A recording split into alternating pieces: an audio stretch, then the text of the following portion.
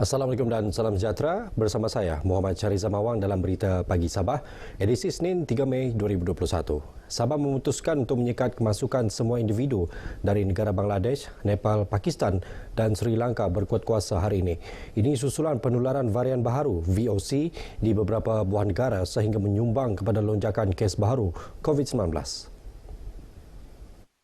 Menurut kenyataan Ketua Menteri Datuk Seri Panglima Haji Jinor, pengecualian masuk ke negeri ini diberikan kepada rakyat Sabah dan pasangan suami isteri serta anak kepada rakyat Sabah sahaja. Walau bagaimanapun, mereka perlu mematuhi prosedur kuarantin wajib 14 hari di stesen kuarantin yang diwartakan. Sehubungan dengan itu, kru kapal yang mempunyai sejarah perjalanan dari negara Bangladesh, Nepal, Pakistan dan Sri Lanka dalam tempoh 14 hari tidak dibenar menjalankan prosedur sign-off di negeri ini kecuali kru warga negara Malaysia dan wajib menjalani perintah kuarantin wajib 14 hari di stesen kuarantin yang diwartakan. Perkembangan semasa jangkitan COVID-19. Sebanyak 115 kes positif baharu dilaporkan di Sabah semalam, menjadikan jumlah kumulatif kini 58,315 kes. Bagaimanapun tiada kematian dan kluster baharu direkodkan. Menurut kenyataan Menteri Kerajaan Tempatan dan Perumahan Sabah Datuk Seri Panglima Masidi Manjun, daripada jumlah kes baharu itu, sebanyak 49 kes berpunca daripada saringan kontak rapat, 13 saringan bergejala, 50 kluster baharu dan sedia ada serta 3 kes lain-lain kategori. Sementara itu, jumlah keseluruhan pesakit sembuh meningkat kepada 56,958 orang dengan pertambahan 94 orang sembuh semalam, manakala seramai 677 pesakit sedang menerima rawatan iaitu 276 orang di hospital dan 4,401 orang di pusat kuarantin dan rawatan berisiko rendah PKRC awam. Dalam pada itu, jumlah zon merah di negeri ini kini sebanyak 9 daerah, diikuti zon jingga 2 daerah, 9 daerah zon kuning dan 7 daerah zon hijau. Rakyat negeri ini dinasihatkan lebih bertanggungjawab ketika menggunakan aplikasi sosial dalam talian. Ini termasuk menunjukkan budaya dan tingkah laku baik sebagai mencerminkan keunikan adat dan budaya baik masyarakat Sabah ke pentas dunia.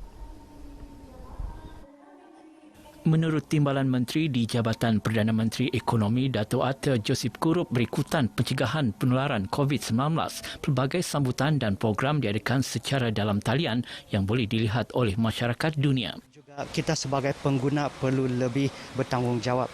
Bertanggungjawab daripada segi kita ini akan mencerminkan bangsa kita, mencerminkan adat budaya kita ke pentas dunia. Jadi maka dengan itu saya harap bahawa kita akan gunakan perkhidmatan ini dengan baik. Datuk Atta yang juga ahli Parlimen Persiangan berkata demikian kepada RTM ketika menghadiri pertandingan Sugandoi Kamatan peringkat daerah kecil Sok di Keningau. Mengenai sambutan ini, beliau berkata ia adalah keputusan baik dianjurkan secara dalam talian sekaligus mengekalkan adat budaya secara norma baharu terutama dalam usaha menghentikan penularan pandemik COVID-19. Pertandingan ini menyaksikan Brianna Basiluis dinobatkan sebagai Johan, manakala Niab Johan dan tempat ketiga masing-masing disandang Olstoper Ganding dan Han Ryan Usir. Masyarakat diajak terus mematuhi prosedur operasi standard yang ditetapkan kerajaan bagi membendung penularan COVID-19. Langkah itu penting untuk menjayakan matlamat negara bebas daripada ancaman virus COVID-19. Ahli Dewan Undangan Negeri Lumadan Roslan Muharram berkata usaha melandaikan jangkitan virus tersebut sememangnya memerlukan kerjasama semua pihak bagi memastikan penderitaan akibat krisis kesihatan ini tidak berpanjangan. Kita perlu mengakalkan isu ini kerana kita melihat penularan COVID-19 pada hari ini kadang-kadang dia turun dan hari ini dia meningkat lagi, sangat membimbangkan. Beliau menyatakan demikian kepada RTM selepas menyerahkan sumbangan wang tunai dan pelitup separuh muka kepada Masjid At-Taqwa KKMM di Kota Kinabalu. Dalam pada itu, beliau turut menasihatkan masyarakat agar tidak ragu dan bimbang untuk mendaftar sebagai penerima vaksin COVID-19. Jelasnya, selain pematuhan kepada SOP, pengambilan vaksin yang lengkap juga dapat mengelak penularan virus tersebut. Seramai 88 keluarga di 3 kampung dalam daerah Ranau menerima sumbangan bakul makanan menerusi program Respon Malaysia 3.0 Persatuan Bulan Sabit Merah Malaysia PBSMM Kota Kinabalu. Pengerusi PBSMM Kota Kinabalu, Remy Martin Gunsalam berkata, selain memberikan sumbangan bakul makanan, mereka juga melakukan pemeriksaan kesihatan secara percuma kepada penduduk di Kampung Mansalu, Ulu, Sugut, Ranau. Semua penduduk dewasa akan mempunyai satu program, iaitu program kesedaran tentang pertolongan cemas di kawasan perkampungan. Kita sebut dia sebagai pertolongan cemas dalam harmonisasi. Jadi apabila berada dalam kawasan yang jauh ini, ada cara-cara tertentu untuk memberi pertolongan cemas. Ya, sebab dia tidak, hospital agak jauh kan. Beliau berkata demikian ketika ditemui di Ranau. Sementara itu, Pegawai Kesejahteraan Rakyat Pejabat Daerah Ranau, Samdin Rijin, menyifatkan program Turun Padang PBSMM Kota Kinabalu bukan sahaja membantu memberikan sumbangan bakul makanan, malah memberi pendedahan kepada penduduk luar bandar kepentingan menjaga kesihatan.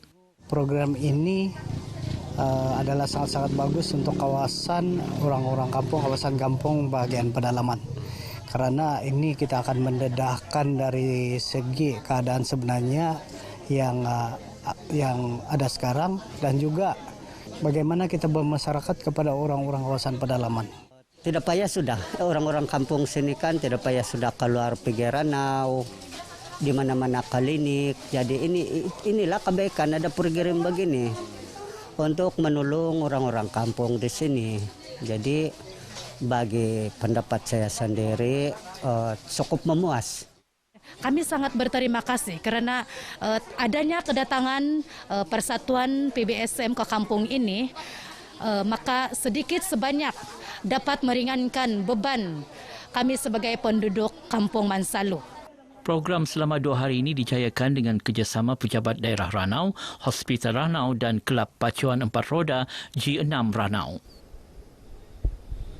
Lebih 300 bungkus bubur lambuk diagihkan kepada pasukan Barisan Hadapan serta 40 golongan asnaf dan komuniti dalam program Ihya Ramadan, sumbangan kasih Ramadan dan bubur lambuk di Masjid Lima Tok Kota Belud. Ia anjuran Jabatan Hal Ehwal Agama Islam Negeri Sabah Jahin sebahagian Kota Belud dengan kerjasama Pejabat Kementerian Belia dan Sukan Kota Belud dan SSK Center.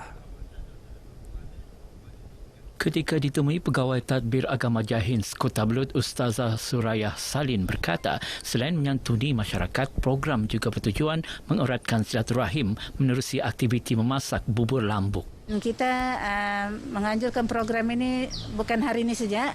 Jahin mengajukan program ini selama 2 hari. Maknanya hari ini di Masjid Lima Tok dan insya-Allah minggu depan kita akan mengadakan program ini di Masjid Pendasan Kota Belud juga. Saya mengucapkan terima kasih kepada bagian belia sebab memilih kami dalam hari ini punya program.